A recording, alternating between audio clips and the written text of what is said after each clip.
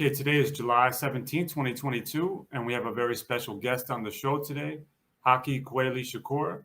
Haki is an activist, educator, historian, revolutionary, and much, much more.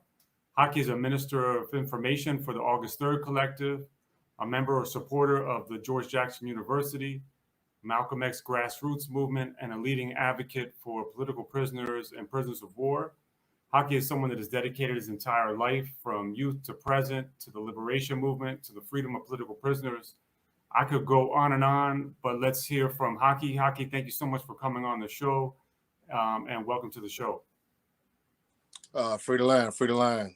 I truly appreciate you bringing me on your platform, speak on behalf of Black August and things of that nature. I truly appreciate it. Thank you. Thank you, man. It's an honor to have you on the show. Well, the first question, or really the main topic I want to discuss was Black August. As we're approaching August, could you break down the history behind Black August? Black August, which is very, very, with several components to it, to how it originated and things of that nature. It's a deep history on how it originated. Some things are known to some people, some things are not known to certain people about how Black August came into existence and things of that nature. So I'll just briefly state, try to go back to the chronology of how Black August originated, because there's some key events that a lot of people are not really educated on about Black August and how it came into existence. So I would just start off with I would take it back to like the 1960s and the 1970s. People got to understand this was a very racist, turbulent time and period for our people, whether they was outside the walls or inside the walls. But specifically pertaining to inside the walls, which is rarely talked about, Black August and things of that nature. 1960s, 1970s was very turbulent. Institutionalized racism was playing a major role inside the prison system. And it was a period of time where the brothers like W.L. Nolan, George Jackson, and these type of individuals who come from the criminal element, street element, and things of that nature were incarcerated during this period of time. So it was a brother by the name of W.L. Nolan that people really don't talk about, don't really know about, who is a key figure on how Black August originated. Him and George Jackson actually met in this period of time in the 60s and things of that nature. I would say I'll take it back to even like the 50s.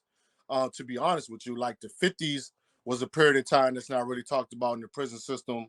But around that period of time, it was mainly like street organizations that were running through the California prison system at that point in time.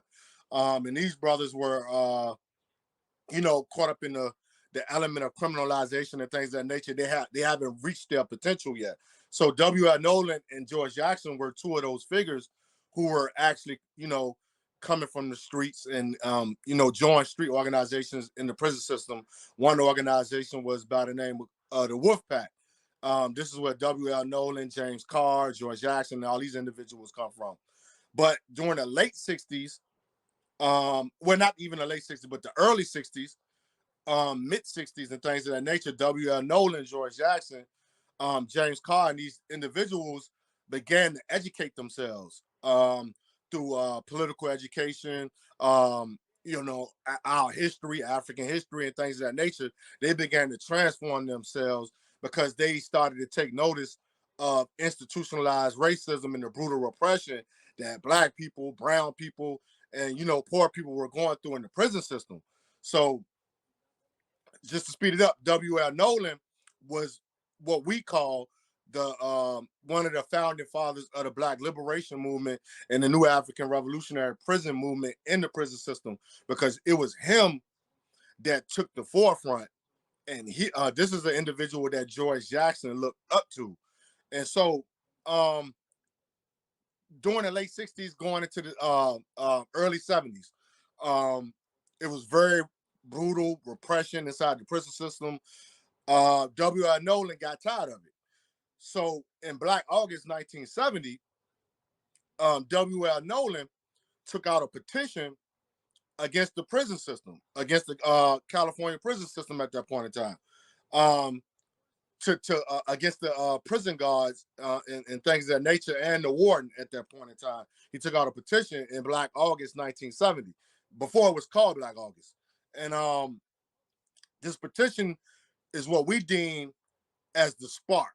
It was the early spark of what we know today as Black August. Because if it wasn't for this petition in Black August 1970, we don't know if Black August would have even came into existence. Because after this petition, this would start a whole chain of events of brutal repression against the Black liberation movement behind the prison walls. Because this would spark what we know as the first spark of Black August, with one of the first assassinations that took place, which was W.L. Nolan being targeted, and two other brothers by the name of Cleveland Edwards and Alvin Jug Miller, who were a part of that movement as well. And so 4 months later, after this petition was sent to the prison system, against the prison system, against the state, W.L. Nolan became a target. And he was receiving brutal repression and attacks to get him to stop. So 4 months later, which would lead up to January 13th, 1970, when this racist prison guard shot down W.L. Nolan and Cleveland Edwards and Alvin Jug Miller. And these brothers were brutally shot down in the courtyard, and other brothers were brutally assaulted as well by the prison guards at that point in time. That would lead to another figure that would come on later. That would spring into existence George Jackson, what we call and deem as the first dragon. Leading up into that period of time, George Jackson and the Soledad brothers and these other brothers behind the prison wall, they were, initiate what we call, retaliatory acts against the brutal repression of the prison system, San Quentin, Soledad. These brothers were charged for the killing of a prison guard. People would deem that would be a retaliatory act towards what happened to W.L. Nolan and those two brothers in 1970. And that would lead up to what as the George Jackson assassination that took place in Black August 21st, 1971, and things of that nature. That would lead to what we know as another brother who will come along that we deem as the second dragon, Qatari Gordon. And Qatari Gordon was a major figure, a strong organizer behind the prison walls, a comrade of George Jackson. And he would take over for George Jackson after George Jackson got assassinated in Black August 21st, 1971. And that would lead to his assassination also on August 1st, 1978. And a year later, that would bring it to existence what we know today as the Black August Organizing Committee, who will formulate and bring it to existence what today as Black August. Thank you for breaking that down. I guess one question I have, I think there's a lot of confusion about whether Black August is a holiday or what. Like, is it a commemoration, a memorial, a holiday? Can you explain that, please? Yeah, that's a good question because so many of our people and so many people who would like to, participate in Black August, they really get confused about that, and they don't really know what Black August month and Black August really is. So I would just say that first of all, Black August is definitely not a holiday. It's and that was done on purpose because we know holidays of the United States of America, the empire, really symbolizes our oppressors, the settler colonialists and things of that nature. Those are holidays come from their aspect on being here on this land. So we don't want Black August was organized and created strictly as a commemoration month, a memorial month, because we didn't want to get it twisted. And those brothers back then, those elders back then, didn't want to get it confused with United States holidays. So in order to separate, Black August from United States of America holidays, they chose to make it a commemoration memorial month, so it could be strictly, a memorial and a commemoration and a time to reflect and things of nature on what's important, which is our oppression and organizing, strict organizing and things of that nature, and to commemorate sacrificers and political prisoners and freedom fighters, who already have, committed the highest acts, what I'm saying, towards our liberation, towards revolution and things of that nature. So Black August, so people won't be confused, it's a commemoration month. It's a memorial month.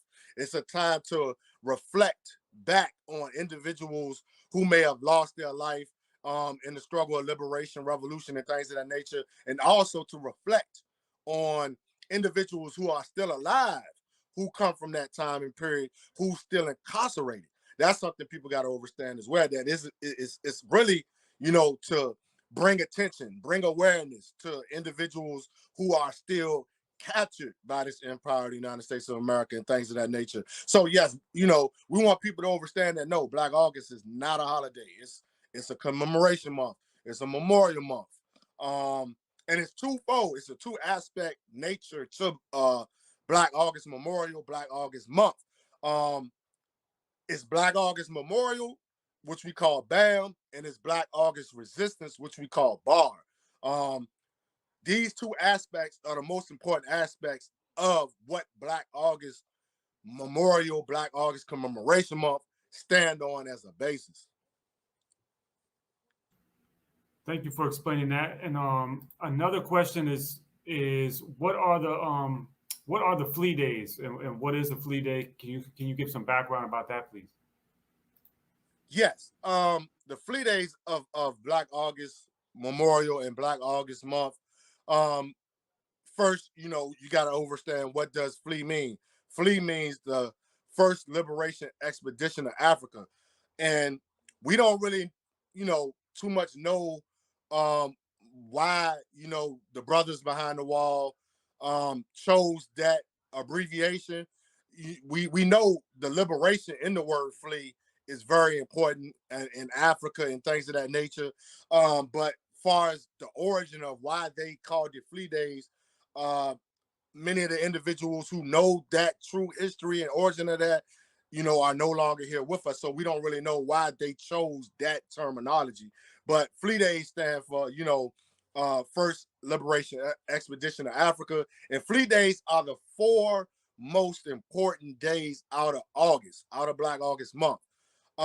These flea days are chosen because they represent the 8 martyrs of Black August Memorial, Black August Resistance. These specific important sacrificers, freedom fighters, political prisoners, who chose the highest, sacrifice in the Black liberation struggle, the revolution of the people, which was death. So this is what these 4 flea days represent. They represent 8 Pacific martyrs who chose the ultimate, sacrifice, which was death. And the first flea day commemorates the first dragon, which is Katari Alden. I ask people to please research that brother. This is a great brother that many people don't know, and you should get familiar with and research. Katari Garden was assassinated on August 1st, 1978. The specifics, behind his assassination was that he was in the prison yard with the other brothers and the other prisoners on the yard, and they were, participating in activities. Some say he was playing football. There's a lot of speculation on what they was doing that day on the yard, but we know that he suffered a horrific injury on the prison yard. He hit his head. His head was he sustained a deeply external injury. But the specifics on why we deem this as an important day in an assassination is that he sat in the infirmary and was not attended to. So he suffered from medical neglect. And by the time they took him to the hospital, they drove this brother around for 4 hours. 4 hours, taking him back and forth to 3 different hospitals that would not take him, all on the, due to these brutal police officers, you know what I'm saying, that was taken to the hospitals. The hospitals didn't want to take him due to these brutal police officers and their tactics and what they would do to prisoners when they bring prisoners to the hospital. So when they was driving around with him for those 4 hours, nobody know what was, happening to him during those 4 hours. So we think they were brutalizing him, beating him, and things of that nature. Because by the time they brought him to the next hospital and brought him back to the prison, he was dead. He was gone. So we deem August 1st as an assassination of Qatari Gordon. So every Black August, that's a flea day. That's flea day 1. Flea day 2 is the Marin County Rebellion. If people don't know what that is, the Marin Court Assault, which George Jackson's younger brother, Jonathan Jackson, William Christmas, Rochelle McGee, James McClain, and these brothers assaulted the Marin Court building on August 7th, 1970, where these brothers were, assassinated on that day trying to free the Soledad brothers. So August 7th, Black August, is the second flea day. Third flea day is what we commemorate what happened to our brother W.L. Nolan, which is the brother that sparked all of this, and Cleveland Edwards, Alvin Jug Miller, when they were assassinated by the prison guard, January 13th, 1970. So we designated August 13th as another flea day for those brothers that were assassinated. And the fourth and final flea day is the day of the dragon, when George Jackson was assassinated by prison guards, August 21st, 1971. There's an honorary day that we also throw in there as well. People can observe and commemorate as well, is the day Hugo Purnell got assassinated, which was recent, on August 13th. And you can choose to observe that day because we all know that Hugo Purnell was a comrade of George Jackson. He was a factor in the Black Revolutionary Prison Movement as well. So you can commemorate that day as well. So on these flea days, in honor of these great freedom fighters, and in different ways you want to commemorate, honor, reflect, remember these brothers for taking that ultimate sacrifice, there are things you can do on that day, which we call fast, study, train, fight, where you can, study, read, which is one of the most important components of Black August, because we want you to develop your mind, get some political education, transform yourself, things of that nature. So you can study, read during these flea days. The most important component of a flea day, which is fasting. These brothers, took in the observation and to commemorate the ultimate sacrifice of death for freedom fighters behind the wall, which is fasting. We believe that is the highest reflection of sacrifice to those who chose to take the ultimate sacrifice, which is fasting. And fasting, you can fast for 24 hours, or you can do it for 8 hours, or you can do it from sun up to sundown on those specific flea days. And other things you can do on the flea days is gather your family together and just teach and educate your family, your kids, about Black August, about these brothers, and specifically political prisoners and prisoners of war who are still captured behind the wall, and other freedom fighters who have took that ultimate sacrifice. We ask people to get together on them flea days, have study units, family units, and things of that nature, and just teach and educate about Black August. Thank you for breaking that down as well. For Hugo Purnell, I think the date is August 12th, right? I do believe it's August 12th, because I get the dates confused as well. I think it's August 12th. Yeah, I believe it's August 12th.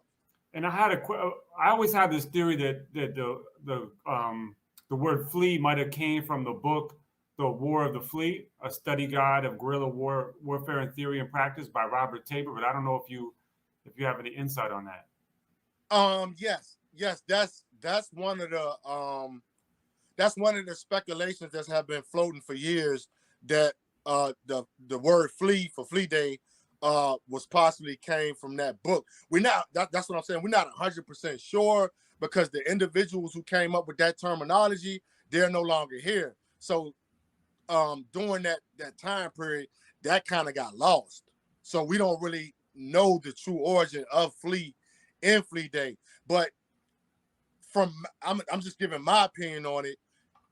It could have came from that Pacific book, because we know that book talks about guerrilla warfare and things of that nature, and we know that's one of the bases of Black August and the Black guerrilla family, the Jama, and all these type of individuals who implemented guerrilla warfare and guerrilla, the Gaidi who took on the lead of Black August and things of that nature. So it could be possible. And there's also important birthdays and historical dates in August. Can you go through some of those? Yes, yeah. There's so many. Like it's a lot of dates and specific dates in August, the month of August, that we're still researching and still coming across till this day. That would be like the specific holiday, specific birthdays of historical events that took place in August. We deem that as a part of the second fold of the aspect of Black August, which we call Black August resistance, because some of the elders and some of the members of the Black August organizing committee and the Black August Memorial Committee, there's a very tricky aspect to that, because you got some elders and the keepers of Black August from the Black August organizing committee and the Black August Memorial Committee. Some of them recognize like birthdays and specific historical events that took place that pertains to resistance in August and things like that. Some of them recognize that, some of them don't, because some of them like to keep it strictly on the origin, the main core of Black August, which is the political prisoners and the sacrifices and the martyrs and things of that nature. But there are individuals of these committees who also, want people to recognize these historical events that took place in August. So you got different birthdays, like you got Matulu Shakur's birthdays in August. You got Marcus Garvey birthday that's in August. You got different resistant historical events like slave rebellions that took place in August, the Nat Turner Rebellion, the Gabriel Prosser Rebellion, the Haitian Revolution that took place in Black August. Just specific, days of resistance and things of that nature took place in Black August. You have a lot of events that surround like the UNIA, Marcus Garvey movement and things of that nature that they recognize and people commemorate during that month. It's so many. So that's why I tell people to follow George Jackson University, follow us on social media and things of that nature, because we're going to be posting throughout Black August and showing you these different birthdays, resistant days, and historical events that took place through August, so you can keep up with these type of things. And we bring out like calendars and things of that nature. And we also ask people to do their own research to see what took place in August, because we think August is one of the most it is. It's like one of the most out of the 12 months, it's the highest activity of resistance that we done seen and researched throughout history, where our people, Black, whether you're Black, brown, or whatever, this is a period of time where we've seen a higher activity of resistance. So you should do the duty to yourself to research this month, and you will see all type of things. And also, we don't want people to get Black August month confused with Black History Month, because that is something else that people get totally, confused and conflicted. Because you got people that's running around here saying that Black August is the second Black History Month, when it's not. Black August month has no relation and doesn't pertain no way to Black History Month. So we want people to get that, overstood as well. Yeah, thank you for explaining all that. I guess Doc Holliday, if you could explain who he is and the five tenets of Black August, and why those are so important. Yeah, Doc Holliday. Yes, a great elder, a great freedom fighter, a great organizer, a key component and a key figure to Black August is Doc Holliday. If y'all don't know who Doc Holliday is, please write this great brother name down. Get his address.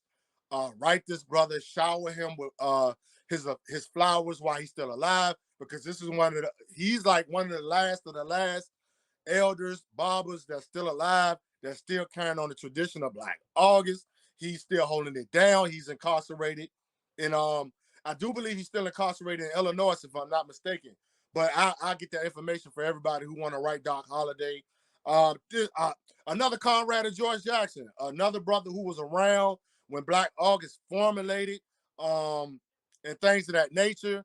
A great elder who kept this Black August tradition going and still teaching it to today. He's still teaching it. He's still on the front lines of Black August Memorial Month. Doc Holliday, he was the brother that came up with the 5 tenets. And if you don't know what the 5 tenets is, the 5 tenets of Black August is key, historical, core, basis, summary, principles of Black August. You know what I'm saying? And these 5 tenets are things that you can keep, study, and remember, and add to your daily lifestyle throughout the 365 days, 24/7 of the year. You know what I'm saying? Because we want people to also understand that Black August is not just a month.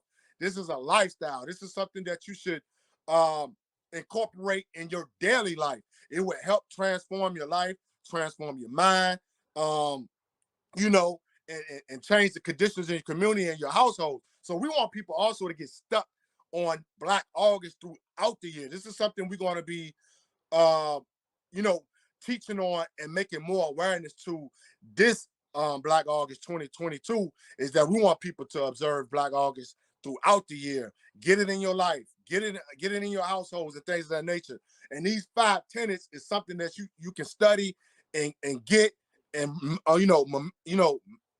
memorize, and keep in your heart, and pass it around, pass it to comrades, pass it to family members, so they can understand what these 5 tenets are. And these 5 tenets can be found also on my website, New African 77, wordpress.com. But you can also Google it and you'll find it, on the internet.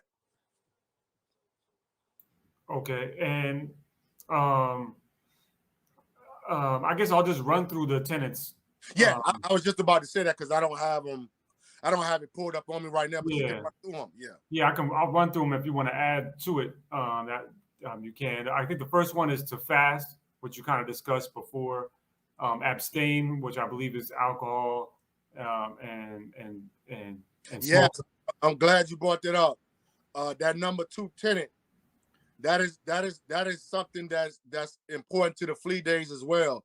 On those flea days, I forgot to mention, also in Black August, through the whole month of Black August, we want people to to get away from things that are negative, low vibration, things that doesn't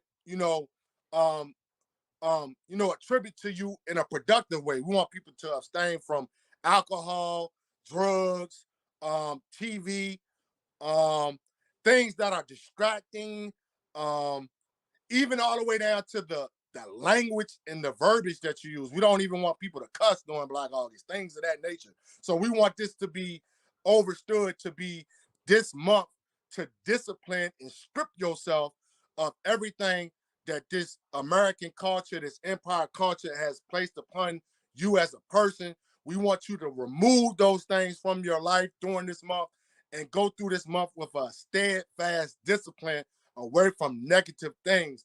Stay away from negative people, stay away from negative food, all these type of things. We want you to exercise, get yourself in shape.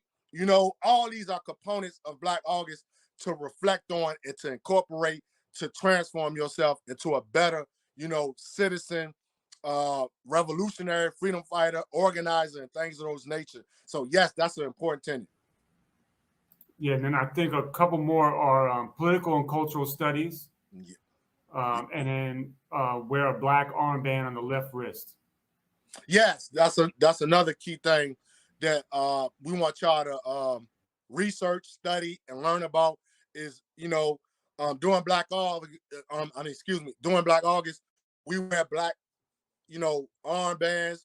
You can wear any type of armband, any type of black bandana, any type of things that represents, Black August.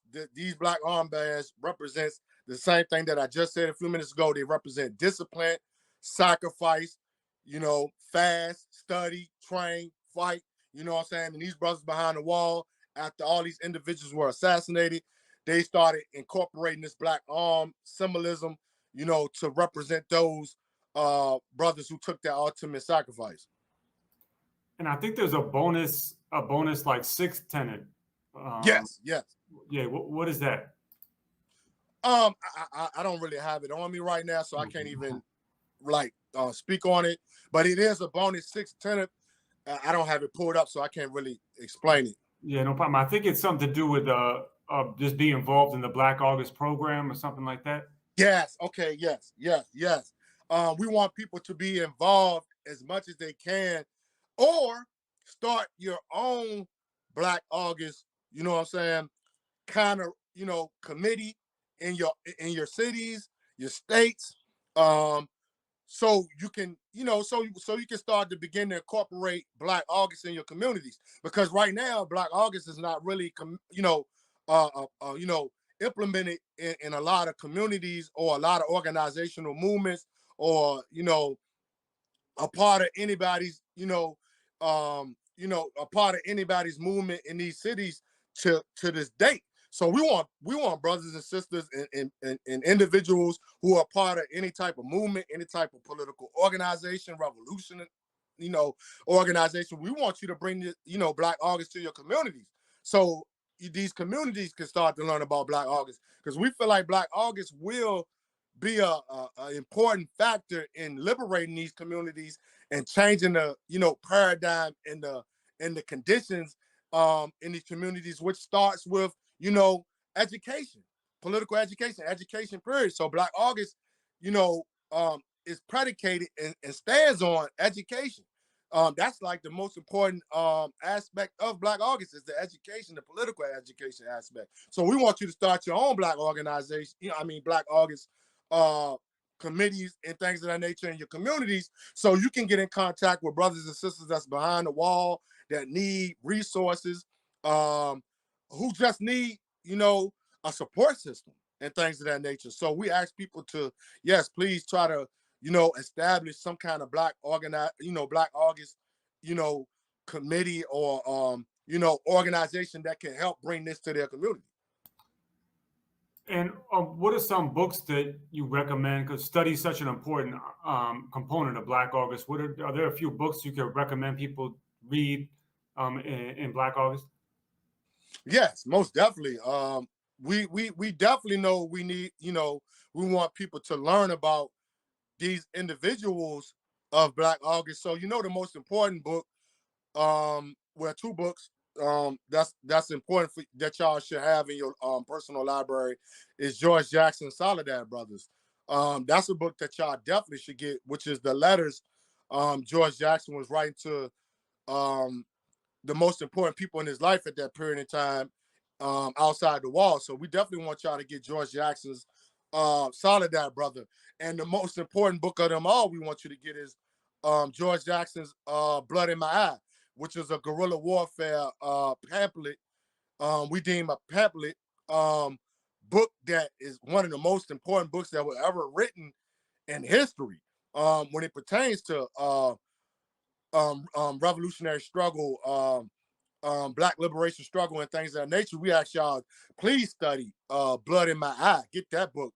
Put that in your personal library. You can get James Carr's book, which is a personal autobiography, who was also a comrade of George Jackson, and who plays a key component to George Jackson's development as a revolutionary leader and a a political organizer behind the wall, which is James Carr. Many people don't know who James Carr is. So we asked you to get his book called Bad by James Carr. And in that book, he specifically goes into the prison, into the history of the prison system and the racist prison system and institutionalized racist system of the prison system in his book. Some deep history in that book. Get James Carr book. Who else? You can get Eldridge Cleaver book. Soul on Ice book by Eldridge Cleaver, who also writes about the prison system and things of that nature. Who was a leader of the Black Panther Party and things of that nature. So get Eldridge Cleaver book. Oh man, there's so many books you can get on. We ask people to read the autobiography of Malcolm X, because people got to understand that Malcolm X was a key figure in his development and things of that nature started behind the walls of the prison system as well. So we ask people to read that. Get my comrade Elder, who's just transitioned, Sanyika Shakur's book. You can get his autobiography and his book, which is Study and Struggle, the New African Revolutionary book. Get that book. Oh man, there's so many books. It's so many that I can't even name. Who else? You can get books by you can get a book by the sister Sophia Bukhari, who was the founder of the Jericho movement, along Jalil Muta King. You can get her book. I can't really think of the title right now, but she has a book that she wrote that pertains specifically to some of these individuals I mentioned about Black August, and she speaks on also being a political prisoner herself and the prison system herself, and experiencing that type of conditions and things of nature. Sophia Bukhari's book. I'll be posting a list on my website and on my social media platforms on many books. There's a list of many books that people can get to study and learn about certain individuals, freedom fighters, organizations during Black August. Thank you for outlining some of those books. And something else I've heard you talk about isn't just Black August, but it's also Bloody September. Yeah. Why should we be aware of Bloody September? Bloody September was a concept that came from also some brothers behind the wall of the New African Revolutionary Prison Movement. So Bloody September was a concept that really didn't take 100% manifestation and was included into a month that can be incorporated also like Black August month. But some individuals still do observe Bloody September. Matter of fact, some of the brothers behind the wall, they are committed to observing and commemorating during Bloody September, because the simple fact that the rebellion of Attica, the Attica rebellion, is a specific date that took place in September that has major connections to Black August and what happened to the first, the dragon George Jackson. Many people say that the Attica rebellion and these brothers that took up and rose up September, in September, that rose up against the prison system during that month, that was a retaliatory act for the assassination of George Jackson. So we want people to understand and learn about the Attica Rebellion, because that's an important component to the Black prison movement. So the Attica Rebellion, which is an important date. Also, George Jackson was born in September. So this is another basis on why these brothers chose to label, September, Bloody September, because they want people to also to take what they take from Black August and carry it on into September, because there's key dates also in September that's predicated on resistance. There's slave rebellions, like the Stoner Rebellion. There's other dates in September where there were freedom fighters that took that ultimate sacrifice as well, in birthdays freedom fighters as well that's in September. So we don't know the specifics on why they chose to chose to bring in existence this commemoration of Bloody September, but it's based on Black August, to take these things from Black August and continue it on, like the studying, the fasting, the training, and things of that nature, in order to commemorate, which was ultimately the Attica Rebellion. Yeah, thank you for outlining that. And I think the book by Sophia Bukhari is "The War Before," Yes. the true life story of becoming a Black Panther. Yes, that's the book. And also one more book that y'all should check out as well is Kwesi Balagoon's book, Soldier Story. Kwesi Balagoon was a member of the Black Panther Party, the Black Liberation Army, and a conscious citizen of the Republic of New Africa, who was a major individual as well, who was an individual, a political prisoner of war, who maintained and continued that struggle of those individuals of Black August as well. We want people to remember Kwesi Balagoon because he's an individual that should be commemorated, remembered, reflected on, because he was one of our great sacrifices and freedom fighters of all time, Kwesi Balagoon. Yeah, I have both Blood in My Eye and Kwesi's book right here behind me. Yeah, yep. Those are specific books that we want people to get in tune with, because they speak on and reflect on what people should really be learning in Black August. Absolutely. Maybe look for me in the Whirlwind, or Asada's autobiography. Might be some other books on the list. Yes. Oh, I'm so glad you brought that up. Asada's book as well is a book that you should implement in Black August, because this is a sister who was attacked by the police, incarcerated by the police. She did some very good things that people don't really talk about why she was incarcerated. She was educating sisters. The sisters don't get talked about. The women don't really get talked about during Black August. That's something that we want to shed light on as well. We want to bring more light and awareness and reflection on the sisters who were incarcerated, like the Sisters of the Move organization.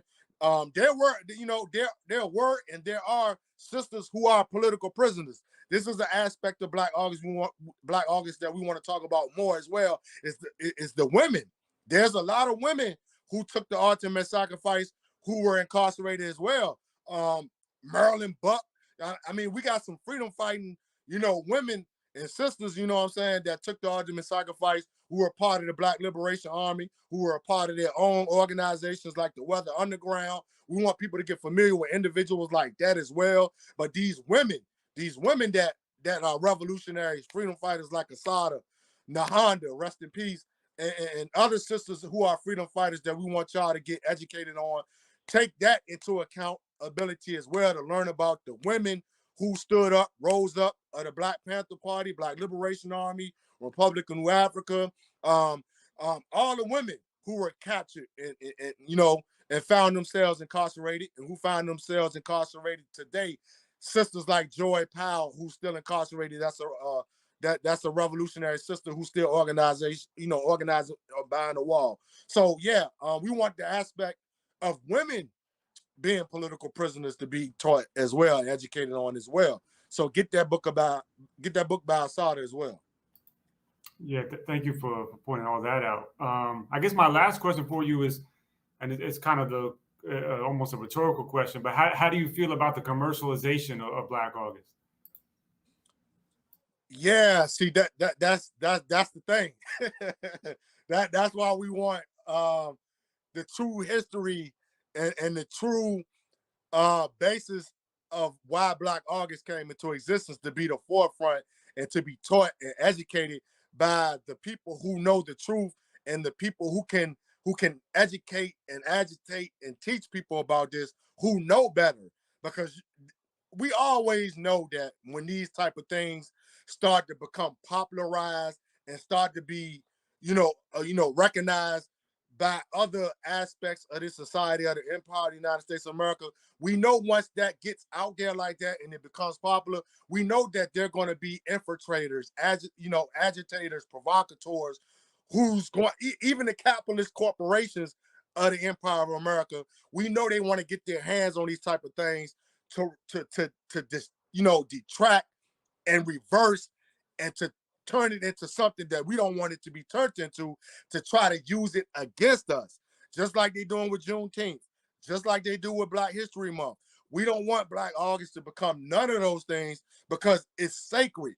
It's based on sacred origin, sacrifice, and where we trying to go. So yes, man, we during this month, we actually going to speak on that more because we're seeing it already on how they trying to transform Black August into a commercialized month holiday so this empire can try to profit off it. See, that's what capitalism do, people. That's why we want you to get politically educated, because capitalism is a venomous, blood-sucking, parasite. And it would get its hands on anything to try to repress anything that's against its wicked ways, its wicked nature, its wicked system. So we don't want Black August to become no commercialized holiday and things of that nature, because then it's going to become something that Black people are not going to get the true, the true nature of it, the true basis of it. So yeah, we comrades like Abdul Shakur,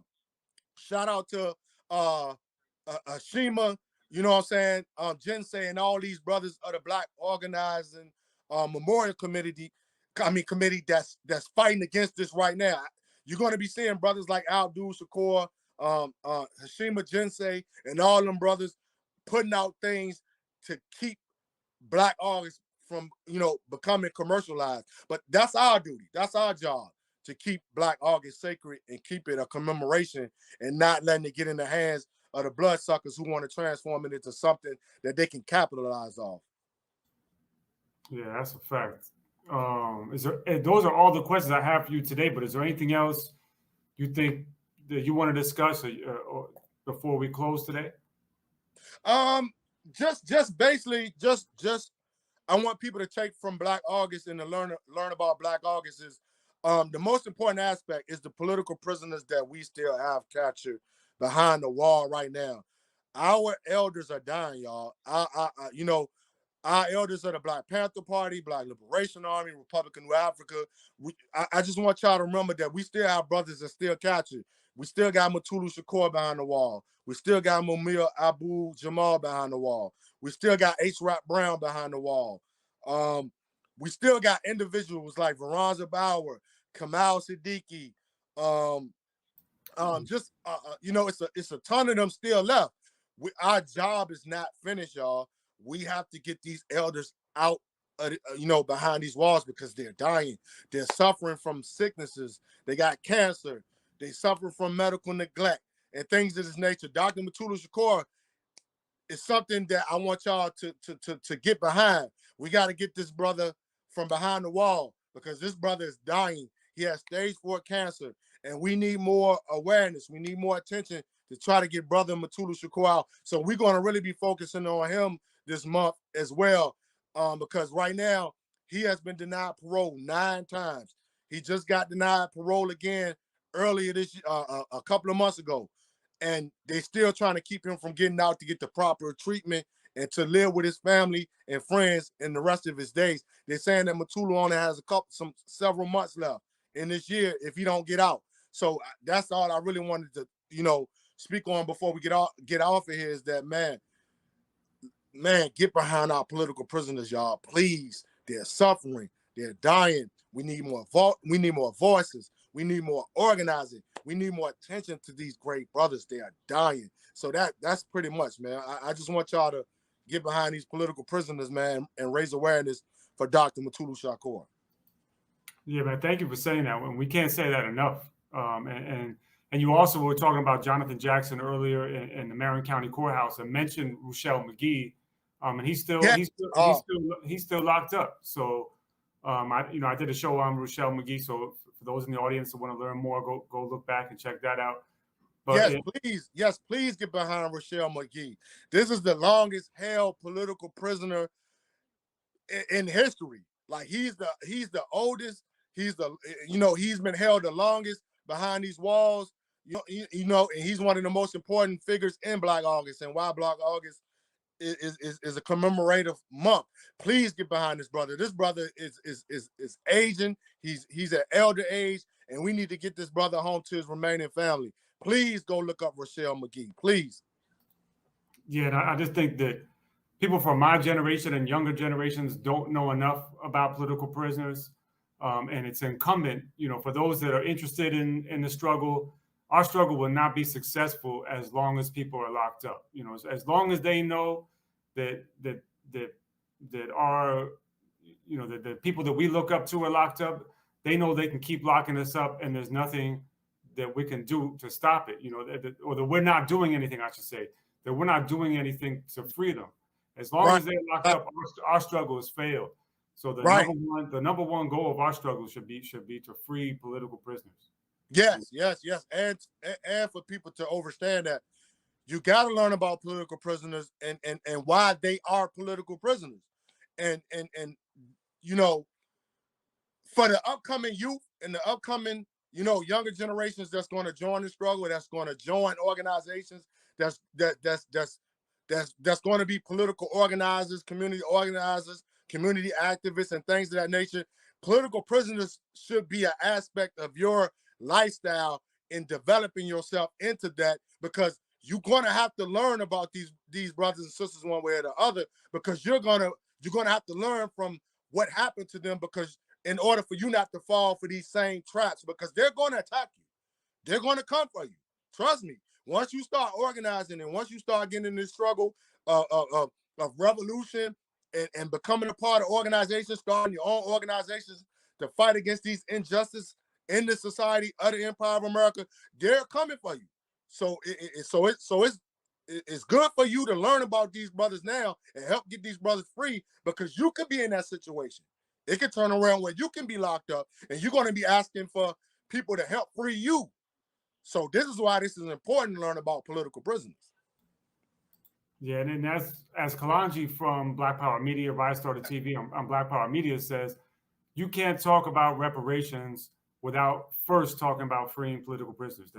That a good faith gesture on the part of the government, if they really want to even have a conversation about reparations, is freeing political prisoners first and foremost. And I think that's an important way to frame that issue. Yes. The perfect frame. Well, again, thank you so much for taking the time to come on the show. It's been an honor to have you on the show, to meet you, and to learn from you, and for really kind of outlining what Black August is, breaking down the history, and that it's not a holiday, it's not a celebration, it's not something to be commercialized. It's a commemoration, and a memorial. So thank you for breaking all that down, the history, and hopefully we all dig in more and try to learn more from what you taught us today. Yes, and thank you for bringing me on your platform. I'm glad to meet you, because we've been going back and forth for a minute in the inboxes and things of that nature. I just truly appreciate it, man. And that this is what it's about right here, man. I'm just trying to connect with people, teach, educate, collaborate on these platforms, man, so we can get this awareness out here, man, and bring awareness to everything that's going on, so we can free our people from behind them walls and to organize out here on these streets, man. And like I always tell people, man, to stand on the right side of history, because a lot of people are on the wrong side of history, and we're trying to get y'all on the right side of history, man. So, man, I appreciate you, man, and we definitely going to be talking more, getting together more in the future, man. I appreciate you. Thank you. Salute. It's an honor.